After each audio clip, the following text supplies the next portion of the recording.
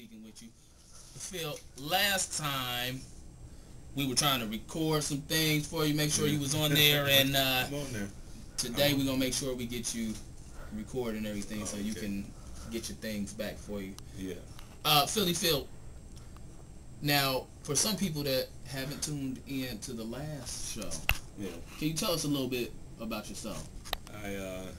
Well, I'm Philly Phil of Philly Phil Entertainment, and what I do, it's not we, it's just me. I'm a one-man wrecking crew.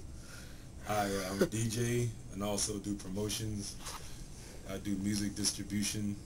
I do artist management counseling. I also have a clothing line that I run. I do t-shirt graphics is basically what it is. I'm trying to expand it into some other things, but right now it's t-shirt graphics. I've been doing it for about, I don't know, about 18 years maybe. Since about 94 I've been doing t-shirt graphics and designs. I'm a graduate of Full Sail Center for the Recording Arts. Oh, congratulations. Out of Orlando, class of 91. All right. I was at Full Sail when they just had like one building. Now they own a whole complex. Really? Oh yeah. They expanded. Well, they had one building, they had one floor, one building, and now they bought the restaurant they bought the building that they were in. Okay. From one floor to the whole building, and then they bought the shopping center around the corner. Oh wow. And turned the whole shopping center into part of their school, and then this is just so crazy. you were there when it was like a one barn, like it was a barn. Yeah, so to speak. Yeah, now it's one of the best music technology schools in the world, actually. And I guess you're living proof that it was worth it, right? Well, yeah, it was worth it. I'm still paying off them student loans, so it definitely is worth it. It's worth it. It's got to be worth it. I mean, anytime you do anything, you shouldn't waste your time. Shouldn't waste your time doing things that's not whatever goal you have. Right. The earlier in life that you learn what you want to do is when you can be the most successful. Okay. Because you're able to focus your efforts. Yes. And your time is not wasted.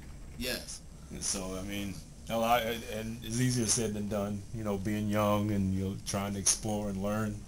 Right. But at some point you have to focus your efforts if you're going to be successful in any venture that you try to do. Whether it's business, whether it's a family, if your goal is if some people have a goal, they want to have a family. Right. And women, guys too, is like, I would like to have a family, raise kids, and you have to figure out a way to do that. So, I mean, you still use that same idea, even in raising families, that you make the right decisions is going to be good for everyone. So, right. in business and in life, it's all pretty much the same principle that you can use. Right. And you're a tour manager. I'm a tour manager also. Tell me a little bit about your touring and managing. Well, the tour managing, it could be as a sort of a glorified babysitter. If you got a band that's not mature. Okay. That's probably the bad side of it, personally. But the good side of it is you're able to make whoever you're managing, their experience as carefree as possible. You take on as much responsibility as you can, so the artist can concentrate on their art or whatever they're doing, and make sure that the artist doesn't get into any type of trouble. You make sure that all their arrangements, the sleeping arrangement, hotels, transportation, M&Ms if they need them, that they all have everything that they need to be successful. So you're there when they're on the road and they're not in familiar contact, that you have to give them their stability so they can concentrate on giving the best show possible. Okay. So I started out tour managing with rock bands out of Cincinnati. A young band, they just graduated high school, called Stitch. Oh, okay. And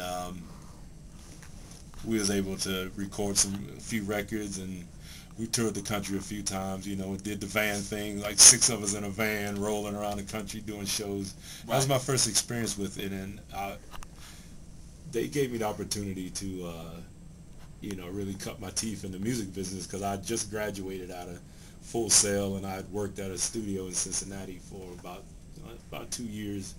And after I left there, I went into tour managing, and you know, I got a chance to be hungry and right along with the band, and you know, and learn the ins and outs of how to deal with people. Really, you're the people person, because most artists, if they're really like into what they're very much people person at all. They don't like talking to people, they don't like being around people, they like to concentrate on what they're doing. So as a tour manager, your job is to be a buffer between the club promoter, the owner of the club, girls, you know, people offering all types of, I mean, you can, when you're on the road, there's always somebody that thinks that you're the greatest superstar in the world, no matter how, you know, I mean, if you're trying to accomplish something, if you're on the road playing something, you believe in what you're doing, it's in some fashion, and there's always somebody out there who's going to think that you are like the greatest thing ever walk on water, and they want to treat you like you're some type of superstar. Well, it's your job to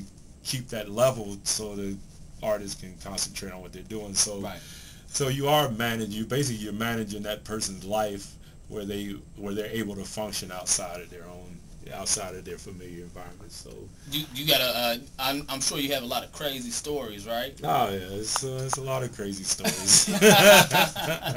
There's a lot of crazy stories. You know, I don't know. We'll keep it clean here. We'll keep it clean. Yeah, we can. I mean, anything that you could pretty much think of, good and bad, it could happen. Well, the thing is, it could happen to you anywhere. But the fact that when you're on the road in unfamiliar places, people tend to want to take advantage of you. Right.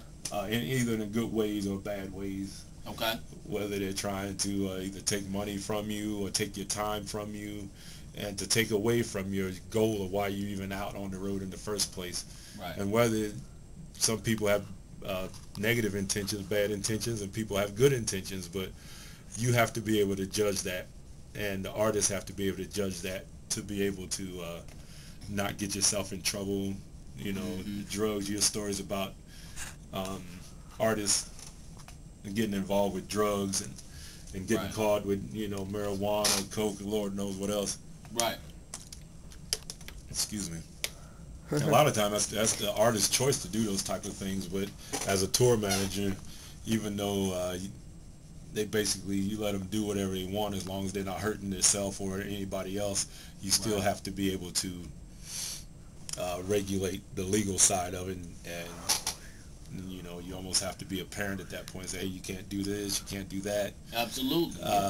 You know, you got to be on time. If you're not on time, this is what's going to happen. And when you lay the law down, and then you have to do it. It's like, look, man, I'll tell you one story we told, I was another rock band, Afghan Wigs. Okay. The drummer was always wanting to, you know, we're a good truck stop. You want to talk to everybody. And, you know, and he was like, look, man, we got 15 minutes at this stop. If you're not back at the bus, you know, 15, 20 minutes, you're going to get left. So he would do it, you know, we'd say, come on, it's time to go. He'd still be messing around. So we were leaving Nashville, heading west, Kansas, and he just got left.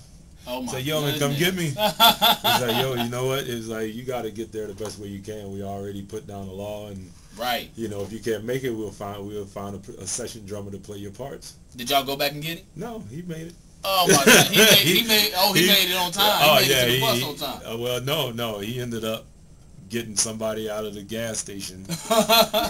He talked to him or paid him. I didn't even ask him. I didn't really even care. What he ended up doing was getting somebody to take him to a rental car place. He rented a car and drove to the venue. And oh my God! He didn't have any problem. Actually, he didn't have any problem with us after that. But I mean, those are the type of things that they probably should have learned when they was kids. Right. But this wasn't even the artist. No, it was the artist. It was the drummer. Oh, okay. but you know, there's so many artists out there that if you really have to, grab somebody that'll make the show work. Right. The bottom line, the show got what you're doing. Exactly. So I had an artist over here playing at One Eye Jack's. And I had work, and I started working. Okay. And I told him, I said, man, you know, I got to get up in the morning, so let's do this show. When it's over, you can hang out. Once we get paid, you know, we getting out of here. We heading back home because he was staying at my house while he was out on the road. Okay. So after the show, we got paid and everything. He's messing around to hang out with girls. I understand that. So I said, well, you know, you can hang out with the girls, and I knew the girls, so I knew